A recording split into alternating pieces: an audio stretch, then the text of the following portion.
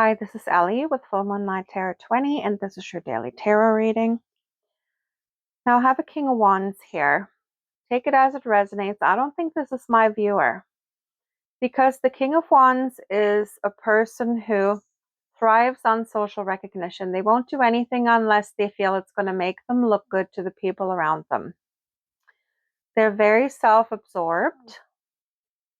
However, they are very determined when it comes to certain things. They can put all their focus and attention and all their effort into something to the exclusion of all else. So let's say he devotes most of his time to his job, for instance, and family and friends and fun kind of fall in the background and are not important.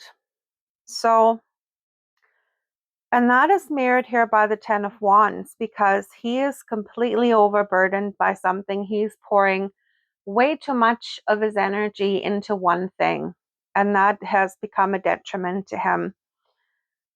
So what is happening with the Death card at the bottom of the deck is that Spirit is stepping in, and they're showing him that he needs to snap out of this, that this is not going to be able to continue. And with the Strength card here, he has the strength to overcome this and make better decisions for himself.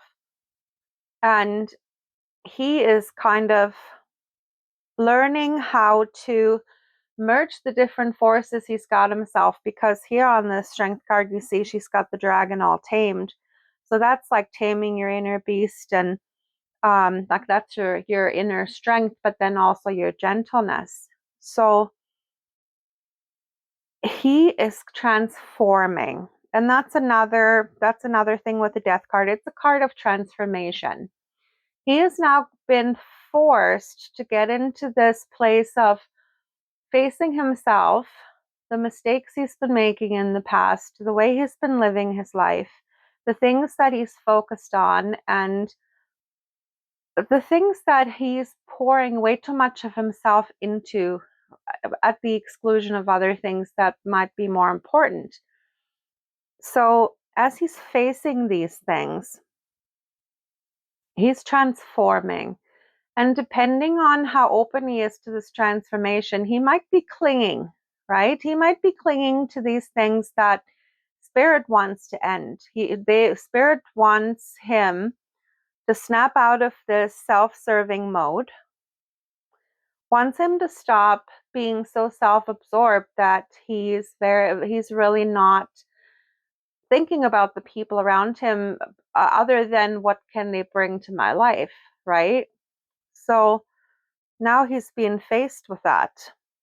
And if he still clings to that old energy, that part of himself Spirit wants him to let go of, there's going to be some tower moments happening. There's going to be people and situations that will be ripped away from him, that all those unstable foundations that he's built are going to be ripped away. And maybe this has already started happening, and he's still clinging on to the last remnants of his old identity. But this, as I said, is coming to an end. He's about to become a brand new person. He's going to not be the King of Wands anymore, someone self-absorbed and superficial. He's about to transform. So seeing this is not my viewer. This is someone around you, and probably someone that you've had your eye on for some time. Whether this is a family member, whether this is someone you're romantically interested in, whether this is a friend or a coworker, this is definitely a soul tie to you, or you wouldn't be getting a reading about this person. And soul ties don't just have to be romantic. Soul ties can be anyone that are part of our soul family, people that we've had other incarnations with, that we keep incarnating with together in order to fulfill certain roles in each incarnation, in order for us to learn different lessons.